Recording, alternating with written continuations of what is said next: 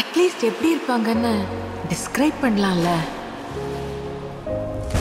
அந்த வானில் தோன்றும் நிலவை போல் என் வாழ்வில் நீயும் தோன்றினார். என் விழியை மூடும் போதெல்லாம் உன் சீப்பின் சின்னங்கள் கேட்குதே.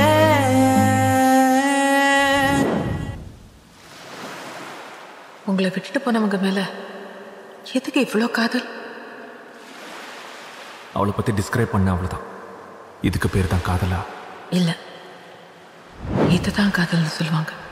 ஓ யாரோ நீ என்னை தேடி வந்தாய், என் தோழியா இல்லை காதலா?